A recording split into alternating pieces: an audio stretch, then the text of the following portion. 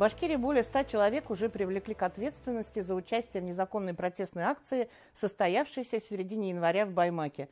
Кто-то из провокаторов, выводивших людей на площадь, ответит в уголовном порядке, но большая часть манифестантов, скорее всего, отделаются внушением. Это программа «Интервью», а я Светлана Валиева. А существуют ли сегодня проблемы с нарушением гражданских прав участников беспорядков, расскажет гость студии, уполномоченный по правам человека в Башкортостане Михаил Закамалдин. Михаил Иванович, здравствуйте. Спасибо, что пришли в нашу студию. Для нас вы очень большой человек, особенно в сегодняшнее неспокойное время. И я бы сразу хотела сказать, может быть, не все это знают, что вы обязаны соблюдать за гражданскими правами не только людей, привлеченных к уголовной ответственности, но и полицейских. Ведь правильно, они Конечно. тоже пострадали. И первый вопрос, наверное, даже такой чисто человеческий, не как уполномоченному по правам человека, а вот как вы, Михаил Закамалдин, оцениваете то, что случилось в Баймаке. В Баймаке случилось безобразие. Это однозначно.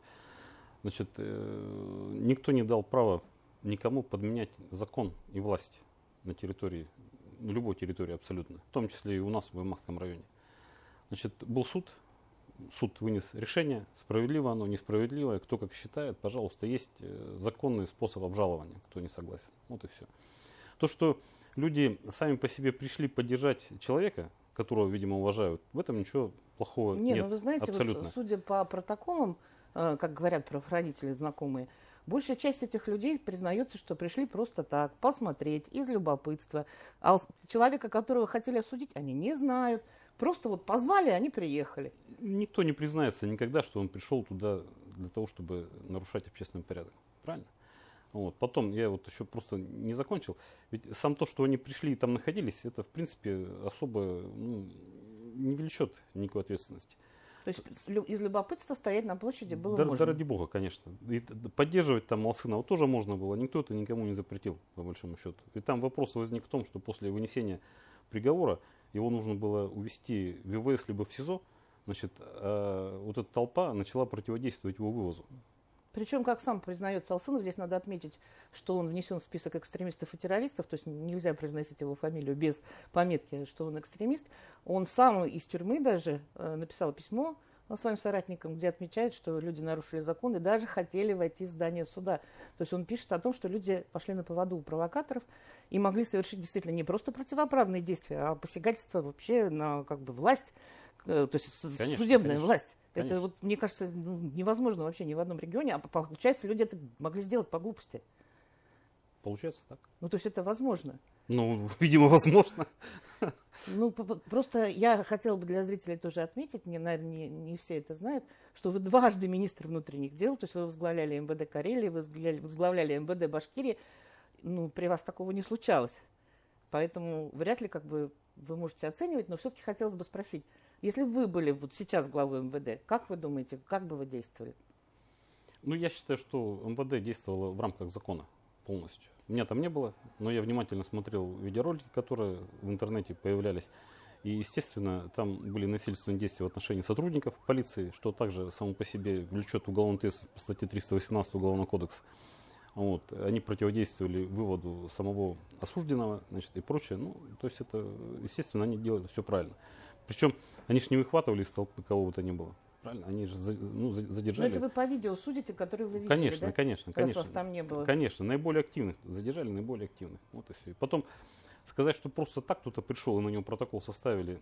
Там же у нас не только уголовная ответственность, там же много административных протоколов составлено. Большая часть, скорее всего. Больше 100 административных протоколов. По-моему, 26 уголовных дел возбуждено, но это на организаторов. Да. Которые организовали эти массовые беспорядки. Там, по-моему, до 15 лет лишения свободы. То есть это по 212 части 1 до 15 лет, от 8 до 15 лет. По части 2, там, по-моему, до 5 лет. Но там еще возбужденные 318 как раз насильственные действия в отношении сотрудников власти. Это там тоже несколько человек привлекается по этой статье к ответственности. Там до 5 лет. Вы знаете, ходят слухи, что якобы вот сейчас по заданию Кремля или по заданию башкирских властей МВД возбуждает массово дела на людей, даже которые ни в чем не виноваты. Вот вы как уполномоченный, как по правам человека, как раз лучше других это должны знать. Смотрите, там, во-первых, не МВД возбуждает. Я так полагаю, там все-таки это компетенция Следственного комитета. Это они возбуждают уголовное дело. Административный протокол составляют, конечно, сотрудники МВД. Да, но вот якобы у них план по составлению таких протоколов. Никогда такого плана не было. от этой палочной системы давно уже ушли. Значит, и еще раз, я вот что хочу сказать-то, там же, ну, как, по крайней мере, раньше, когда я работал, ну, я думаю, сейчас ничего не изменилось, там ведется фиксация нарушений правопорядка. То есть, как правило, это видеофиксация, она ведется от начала до конца То есть с мероприятия. момента составления протокола и во всех следственных действиях? Нет. Вот когда действия сами идут, вот нарушение идет, это все фиксируется. Вот. И, естественно, протокол составляют только на того человека, который принимал активное участие, активное действие, а не просто пришел постоять. Вот. И, естественно, потом суд же выносит решение о наказании либо штраф, либо административный арест, потому что там практически по каждому протоколу, значит, предусмотрено до 15 суток ареста, где-то до 10, до 15, в зависимости от статьи административного кодекса. Вот.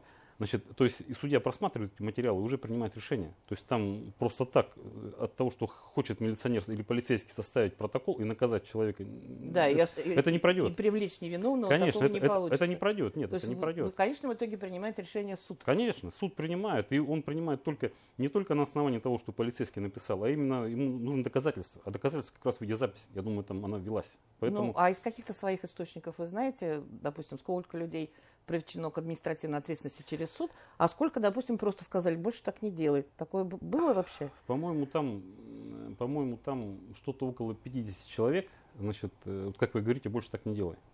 Вот. То есть просто погрозили пальцем? Ну да. То есть там же тоже смотрят уровень нарушения, да, кто как нарушал, кто какие действия более активные, менее активные, значит, вел. То есть там не всех под одну гребенку взяли и на 15 суток арестовали. Нет, абсолютно нет. Кому-то штраф вынесли, кого-то просто отпустили. Там по-разному. А вообще в аппарат уполномоченного по правам человека поступали какие-то жалобы от участников беспорядков, что их там прессуют, незаконно преследуют, там нарушают их гражданские права? Ни одного обращения не было. Ни с той стороны, ни с другой. Ну, со стороны полицейских и не будет, потому что, в принципе, это их работа.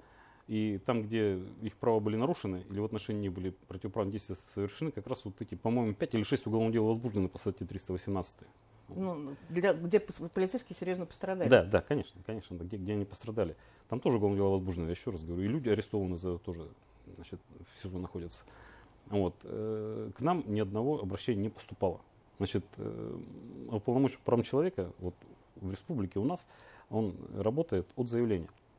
То есть, коли обращения и заявлений не было, соответственно, мы, в принципе, я и не вникал глубоко в эту ситуацию. Естественно, я смотрел, что происходит, как происходит, там, за что наказываются, каким образом наказываются, но каким-то образом там воздействовать, разговаривать или там какие-то меры предпринимать у меня не было оснований.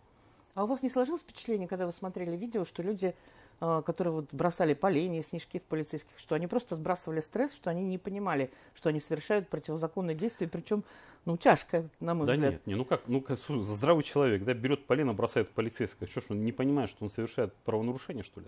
Ну, это надо быть или пьяным полностью, да, или обкуренным под наркотиками, под какими-то, да, либо просто дураком быть. Вот я извиняюсь за резкость, но... Ну а как же люди говорят, и адвокаты говорят, что нет, никого они не бросали снежки, никаких противоправных действий не совершали. Ну это вы считаете, что это процесс такой, защита, да, адвокат говорит. Это защита, конечно. Я же еще раз говорю, там наверняка, я больше чем уверен, я разговаривал там с людьми, которые были участниками, значит, там запись есть. Да, я тоже смотрела, там без эти записи разошлись в интернете. Конечно, без доказательств там никого не привлекут к ответственности. Это ж обжалуются. То есть все разговоры о том, что прессуют участников митинга, все это немножко преувеличенные разговоры. Просто кого-то потом, видимо, задержали не в этот день, там, на следующий, через день. Там, в течение 2 месяцев административный протокол уже можно составить после правонарушения. Вот. Ну, там же невозможно было... А почему, кстати, сразу не задержали? То есть не хотели просто как-то усугублять ситуацию? Ну, наверное, просто не было какой-то возможности, правильно? Надо было, у них основная задача была, это все-таки вывести, значит, осужденного. Угу. Вот и все. Они эту задачу справились. А как, на ваш взгляд, действовали полицейские? Жестко, мягко? Я считаю, они даже мягко действовали. То есть не так, как должны были бы? Они могли еще и пожестче. В принципе, я думаю, могли. Ну, то есть здесь была задача все-таки сохранить людей, да, не допустить большой крови. Ну, в любом случае, значит, как бы то ни было, значит, там сотрудники, конечно, тоже люди, да, и они прекрасно понимают, что часть из тех людей, которые находилась в это время здесь, возле суда, они на самом деле пришли просто посмотреть. Вот, поэтому, и чтобы, ну, наверное, значит, вот люди такие, практически невиновные, не попали под ответственность, и уж там, чтобы не получили там палкой резиновой, либо там щитом, либо еще чем-то. Ну, наверное, слезоточивый газ применялся. Да, они, наверное, все-таки себя... Ну, а там по-другому невозможно было. Они, то есть по инструкции это правильно они конечно, сделали? Конечно. Они просто по-другому не могли. Они мягко еще поступили. Я считаю, мягко поступили. Они могли жестче поступать. Ну, здесь, наверное, просто была задача избежать каких-то серьезных проблем, потому что в толпе могло всякое случиться. Конечно. И чтобы, еще раз повторяю, все-таки люди, которые просто пошли, они не пострадали. А потом уже, когда все это оценивается, там, на следующий день, через день, когда по видеозаписи устанавливаются активные участники, вот их потом уже задерживают, составляют протокол, либо возбуждают уголовное дело. Ну, я, насколько знаю, уже 3 человек признали как бы непричастными. То есть, несмотря на то, что они там в качестве любопытных, видать, находились. Вполне возможно. Но их то есть просто опросили и вполне протокола не составили. Вполне возможно. Вот на 100 с лишним человек составили протоколы. Получается, за участие в массовых беспорядках. Это как отразится на их будущей жизни? Ну, это административный протокол, он уже никуда не денется. Он совершил административное правонарушение. А люди, которые совершают административное правонарушение, и, значит, они за это получают какое-то наказание, штраф, либо административный арест, у них уже есть определенные ограничения в будущем какие-то. Там, ну, например, там, он не может быть владельцем оружия. Ну, там, в зависимости от, опять же, от тяжести наказания. Значит, он не может пойти работать на какую-то работу, где вот связано, да, то есть... Где не возьму с таким клеймом, с таким прошлым. Конечно. То есть это вот овчинка выделки не стоила. Вообще никакой абсолютно. Ну и, наверное, еще, если они какие-то административные правонарушения совершат в ближайшее время, там же тоже будет другой спрос, да? Это рецидив, конечно. Это будет рецидивом, да, даже если они там будут в общественном месте, условно говоря, материться. Если сейчас его предупредили, либо там 1000 штрафов выплатили, в следующий раз он уже получит административный арест, если санкция предусматривает это. Ну а вы не хотели бы, пользуясь случаем, обратиться к жителям Башкирии, чтобы они в следующий раз не шли за провокаторами? Ведь это, по сути-то, на самом деле спровоцировали людей. Ну, конечно, спровоцировали. Поддаваться на это просто не надо, вот и все. Естественно, не надо, потому что, если уж обратиться к жителям, Есть, еще раз говорю, то, с чего я начал, есть законный способ решения всех вопросов. Вот. Если кто-то считает, что суд баймакский незаконно вынес решение, значит, под чьим-то давлением, хотя я сомневаюсь, что это было, значит, есть же порядок обжалования. Есть, значит, апелляционная инстанция, кассационная инстанция. Кассационная инстанция, значит, в Самаре, она очень объективно смотрит на все решения, которые здесь суд принимает. Нет, ну есть, наверное, аппарат уполномоченного еще. Ну, аппарат уполномоченного не вправе вмешиваться в судебное решение. По крайней мере, вам можно пожаловаться. А пожаловаться можно. Как вы относитесь к тому, что психологи говорят, что вот молодым людям надо сбрасывать стресс, у них не так много развлечений, поэтому они оказались на площади. Это тоже же вы считаете просто прикрытие антиобщественных действий? Я считаю, это вообще глупость. Я не хочу никого обидеть, но это глупость полная. Что значит стресс? Ну, хочешь сбросить стресс, возьми топор, пойди дрова покали. Я извиняюсь. Ну, вот да, или вон есть, кстати, да. СВО. СВО есть, кстати, да. Можно там, вот у нас жалуются все, что снегом все завалило. Ну, возьмите лопату, почистите, там, снег, я не знаю, вот вы сбросите. Ну, что бросать этот же снег, бросать сотрудника. Ну, какой-то... Но это ни в одной стране ведь не запрещено нападать. Запрещено нападать на полицейских. Ну, конечно. Вообще на представителей власти. Это же относится 318 не только к полицейским. Но, может быть, это все-таки отсутствие какой-то правовой грамотности. Может быть, это не дорабатывает, я не знаю, школа, власти, еще кто-то. Почему люди так бездумно и действительно испортили себе жизнь, испортили себе биографию? Ну, на это я не могу ответить. То есть мы не знаем, да, пока? Я не знаю. Я бы не пошел. Ну, спасибо большое, что вы об этом говорите. Я думаю, к вам прислушаются как к человеку, который знает, о чем говорит, как к человеку, который сам занимался правоохранительной деятельностью, неплохо занимался.